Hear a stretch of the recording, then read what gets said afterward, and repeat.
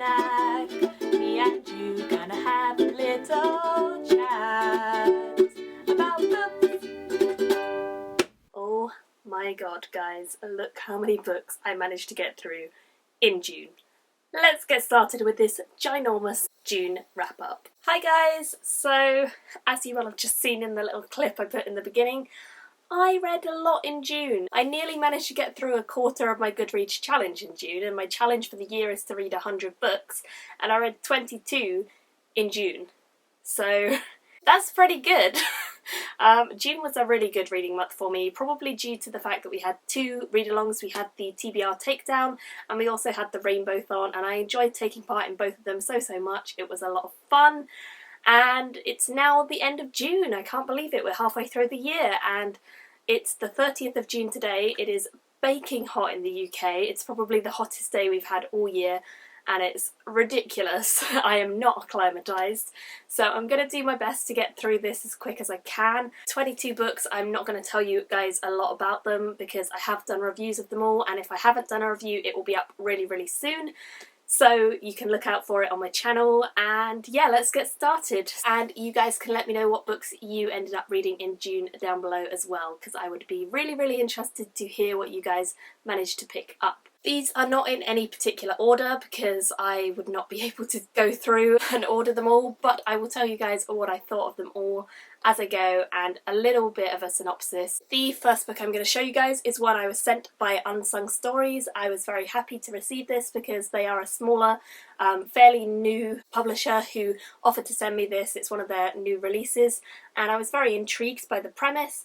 It's a story about this town where basically everything is darkness and the sun has no longer been lighting up the world, so they have to rely on these different hearts, which are basically power hubs, and one of these gets stolen and our main character has to try and hunt down what has happened to the stolen heart and who took it and why they took it, etc, etc. So it's kind of a little bit noir, kind of a little bit sci-fi all at once, and I quite enjoyed this. I did feel like it was a little irritating because it is written in verse. It's not rhyming, it's just verse, and for me that was a little bit like jolting because every line is capitalised in verse, and even if it didn't need to be capitalised because it was a continuation of someone speaking or something like that, or it was a continuation of a sentence, every line was capitalised, and for me that was a little bit irritating because I just got a bit disjointed and got a bit confused when who was speaking and what was going on, so the verse didn't really work for me. The story as a whole was good, I enjoyed the story, but I was a little bit confused by the formatting and I just didn't like it that much. So on the whole I could only give this a 3.5 out of 5 stars, but I did really enjoy it. It is one I would recommend for the story. It's not one I would recommend for the formatting. Then I picked up Shades of Milk and Honey, which is by Mary Robinette Cowell. This is the first one in the Glamorous Histories, and it's a world which is quite focused on Jane Austen style writing. If you guys have read any Jane Austen, then it's quite similar to that, but it does have a magical element. In this world there is a thing called glamour, which is basically if you have the will and you know how to manipulate the strands from the ether, then you can manipulate these illusions and you can create glamour. And it's very fancy, it's very prim, it's very proper, it's very fun. There are a lot of twists and turns that I didn't expect, but I have heard since that it's quite similar to Pride and Prejudice, so if you guys have read that you might not be as amazed by it or intrigued by it as I was, but I really enjoyed this. I gave it a 4.5 out of 5 stars. Definitely a great little book. It's not long, it's a lot of fun. Highly recommended. So continuing on, I then went and picked up Glamour in Glass, which is the second one in the Glamorous Histories. This one continues the story of the characters that we meet in the first one. Again, it is a lot of fun. It kind of takes a different direction in this one. They go to a different place and they kind of get mixed up in a war that's going on, which is all a bit crazy, but I really enjoyed this one as well. Not quite as much as the first one because I just wasn't expecting everything that happened in the first one, whereas by this point I kind of knew to expect crazy things from these characters. But I really enjoyed this still, and I ended up giving this a 4 out of 5 stars, and again I would highly recommend this series to you guys if you've not picked it up, so definitely check it out, it's worth a look. Next I picked up The 100,000 Kingdoms by N.K. Jemisin. This one, really not for me. I did not enjoy this. I know a lot of people really like N.K. Jemisin's work and they admire her and think she's a great SFF writer. For me, this one didn't work. I think it's her debut book, so I mean maybe that's excusable, but it just really felt clunky. It felt like there were a lot of information dumps. I didn't like the main character. It was told in first person, so if you don't like the main character and it's told in first person, bit of a problem.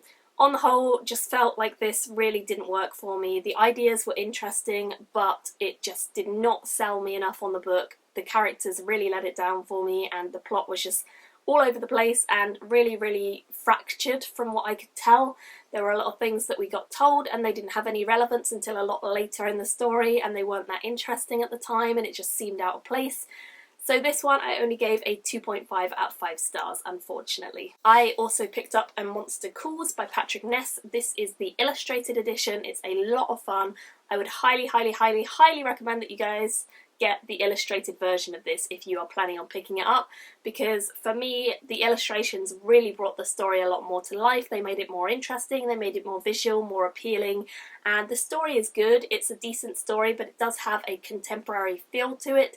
So if you don't like contemporary and you think this is more of a fantasy, it's probably not. It's more contemporary with fantastical fairy tale-esque elements included in it.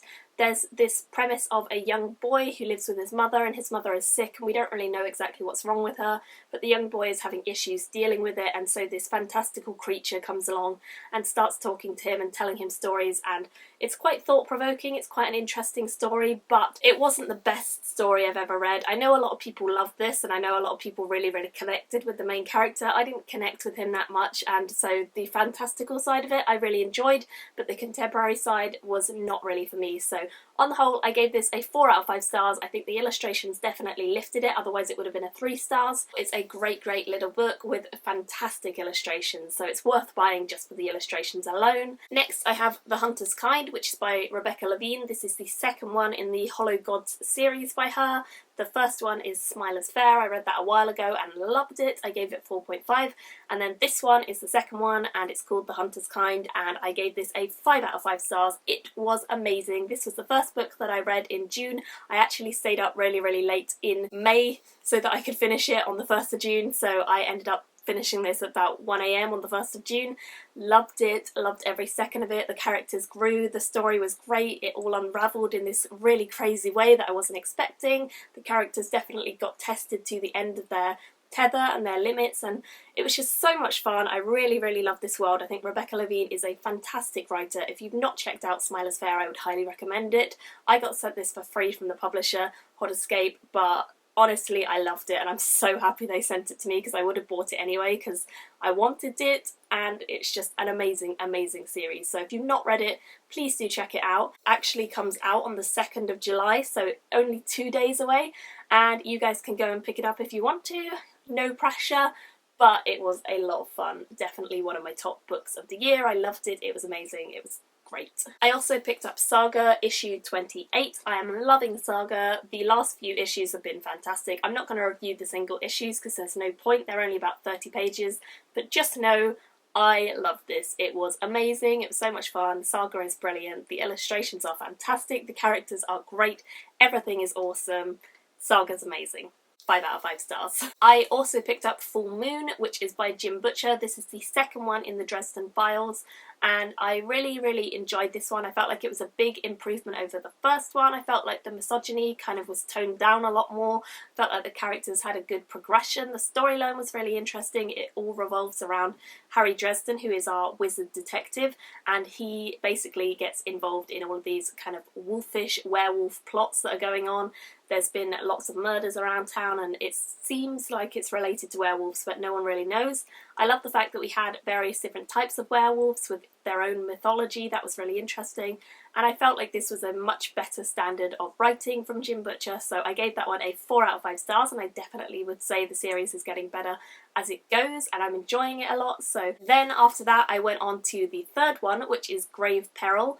I, again, really enjoyed this. I didn't feel like it was quite the same level as the second one for me. For some reason, I didn't think that the main character was as interesting in this one as he was in the second one.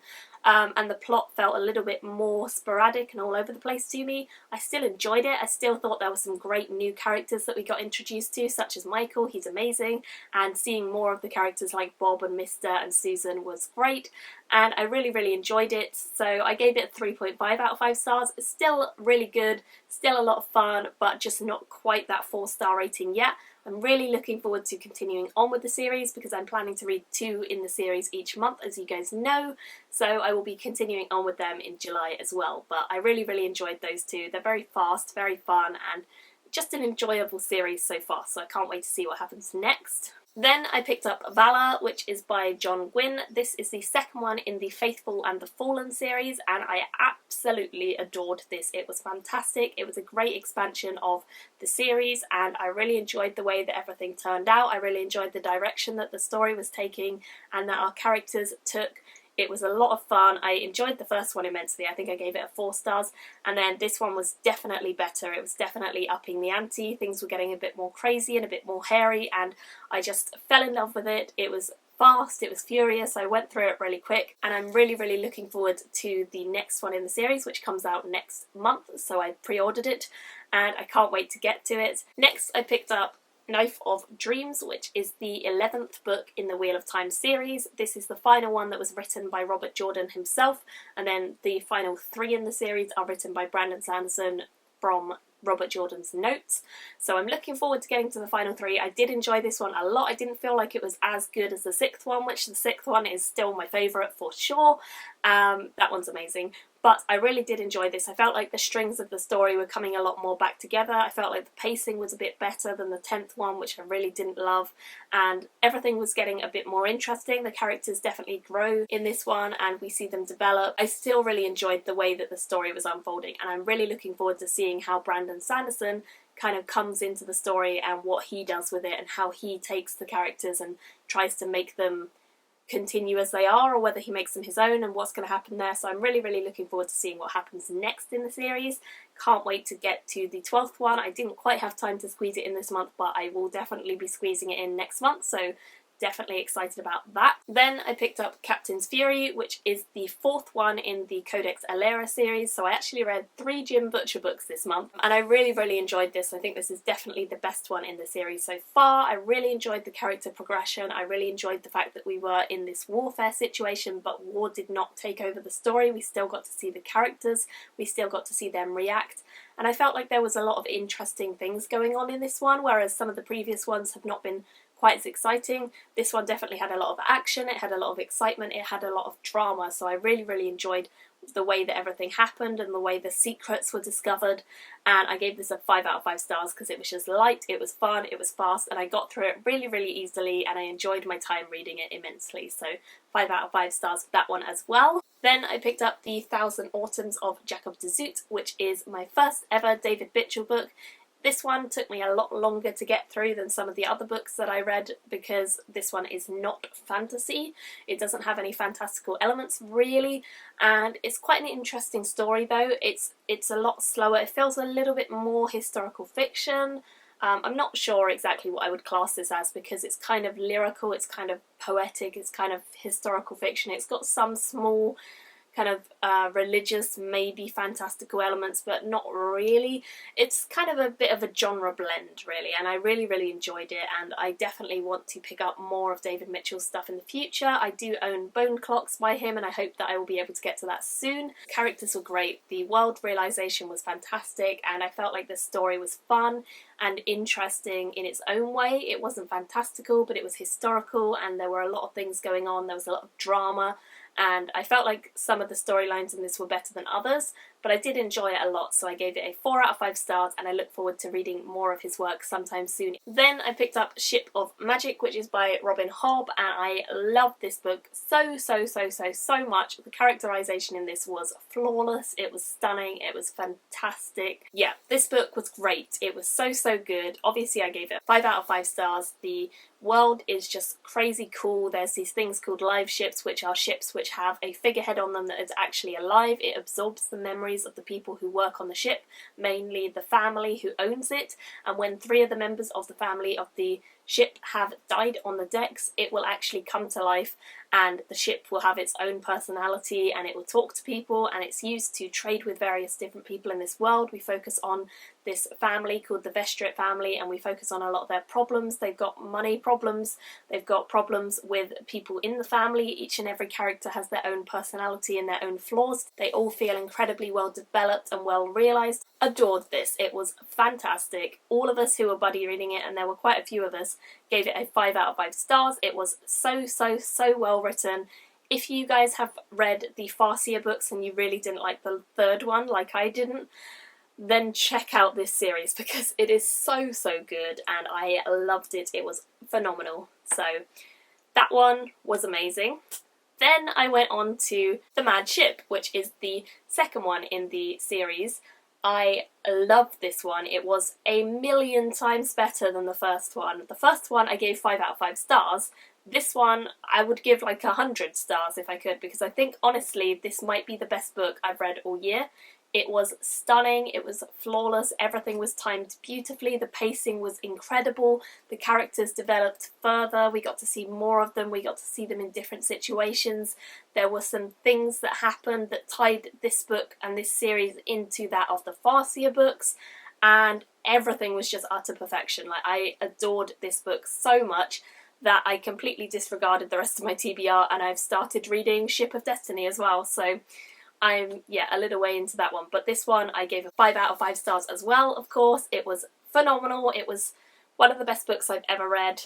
One of the best books of the year, for sure. Amazing. Highly would recommend the Live Ship Traders series to you guys. If you've never checked it out, please do. Robin Hobb is an utter genius, and I love this series. So highly recommended, and I would love to hear your thoughts on this one if you guys have read it, because it was just so good and I loved it. And finally, moving on to some of the graphic novels that I ended up reading this month. I read The Wicked and the Divine, which is volume 1. It's called The Forced Act, and I absolutely love this. I gave it 5 out of 5 stars. The artwork is phenomenal, the story is beautiful, and everything just was working well, and I loved it, and it was, just so much fun to get through. It's just flawless, the colour palettes are beautiful, and the style of drawing is just so clean and clear and crisp and beautiful. The story is great. It's about these kind of gods who every 90 years they get reincarnated in teenagers and they come back to Earth and they kind of start living their lives, but they have all of this power, and it's about whether or not they should help the humans and whether or not they should be held accountable for what they do and things like that. And there's just some really cool elements. Some of these gods look super badass, and it's just a lot of fun. If you like clean, clear, crisp, beautiful pictures, then you will love this. And if you like a good kind of superhero story as well, or supervillain, then you'll probably enjoy this. I also read volume 4 and 5 of Chew, which is Flambe and Major League. I enjoyed them both. I gave them both a 4 out of 5 stars. They were both a lot of fun, both very fast paced, and they weren't quite at the same level as the 3rd one, which is definitely my favourite, but I think they are still so much fun. This series as a whole is great, and I think the ideas in it are fantastic. It's quite a gruesome series, I will admit, but it's just a lot of fun to read and I enjoy them immensely, so I'll have to pick up the next few soon so that I can read them as well, because I've read all of the ones in the series that I own so far, but I really want to continue and find out what happens next. I also picked up Amulet Volume 2. This one is a kids graphic novel series, so it is age appropriate for kids. If you guys want to read it with your children, or if you are younger and you want to get into graphic novels, then this one is a great one. It has some very beautiful artwork as well. The art style of this one is quite cartoony and quite fun, but it's just beautifully rendered. All of the colours are again amazingly chosen, and this is by Kazu Kobushi, and I love this series. It's fantastic. It's so much fun to read through. They're really fast, really quick to get through. It's about these young kids who are trying to basically save this world that they've encountered and save their mum, who has been in a rather tricky situation. So I enjoy it a lot. It's a very fun, fast read. 4 out of 5 stars for that one. I also picked up volume 2 of Black Science, and this one unfortunately fell a bit flat for me. I gave this a 3.5, but I don't think I'm going to be continuing on with the series because it hasn't got any better from the first volume into this one. It's good, it's interesting, and yet it doesn't really seem to go anywhere a lot of the time. I feel like we get a little bit too repetitive with it sometimes, and that can be a little irritating. On the whole, the pictures and the illustration make this a lot of fun, but if it didn't have that, the story would be so confusing and crazy, and I just wouldn't enjoy it. So it really is a lot based on the pictures within this that makes it a great story. Otherwise, it just falls a bit flat, and I wouldn't recommend this as a great starting place with graphic novels. If you like science fiction and you like stories where people are trapped on various different worlds and they keep hopping from different dimensions, then this is a story you might really like, because that's what it focuses on. But it doesn't really go anywhere, and it's a bit confusing in that some of the characters look quite similar to other characters and you're not always sure who is talking, which means it's a little bit confusing overall. And yeah, I didn't love it, so I only gave it a 3.5 out of 5. Probably not going to continue on with the series because graphic novels are really expensive, and I don't think it's worth paying as much as a graphic novel for this series in particular, just because it's not really the thing I'm enjoying the most. So I've got a lot of other series that I'm liking a lot more, so I probably won't continue with this one, unfortunately. But I would love to hear if you guys like this or if you've read it. I also read Rat Queens Volume 2. This one is The Far-Reaching Tentacles of Nuggeruth, and I loved this. It was a definite improvement on the first one. I felt like the first one was really fun but a little confused. This one is a very enjoyable read. It's just fun. Like, I keep saying fun, but it is that. It's just enjoyable, it's light-hearted, it's humorous. There's these band of kick-ass ladies who are called the Rat Queens. They're kind of a mercenary group for hire, and they're just so funny to read about. They have such good laughs and they have such crazy adventures in this wacky world. And it's just a really, really good graphic novel series. There's a lot of cool fight scenes. It isn't a younger read for sure. It's definitely mature. There's a lot of sex, there's a lot of use of drugs, there's a lot of bad language. Wouldn't recommend it if you are a younger reader, but definitely it's a fun one for mature readers, and I would highly recommend it if you are a mature reader and you like the sound of the kick-ass female gang, because that's what it focuses on. 4.5 out of 5 stars for this one. It was so much fun. The final one that I have to show you guys is Porcelain Volume 1. This is a gothic fairy tale. It's stunningly rendered, the illustrations are beautiful. This is an independently published one, so if you guys have never heard of it, then that's why, but it's a lot of fun. It's about this young child who, we never know her name, she's just called Child, and she's kind of a street urchin, and one night she decides to creep into this old mansion where this old guy lives, and he ends up kind of adopting her and showing her what he does and how he makes his living, which is quite creepy and weird and wacky, and it's just beautifully drawn, beautifully illustrated, and the story is great as well. So I'm really, really looking forward to the second volume, which I believe comes out sometime this year, and I can't wait to get to it and read that one. But this one was just beautiful and I really, really enjoyed it. So I gave this one a 4.5 out of 5 stars, and again, I would highly recommend it if you guys have not heard of it or read it before. That is everything that I managed to read in the month of June.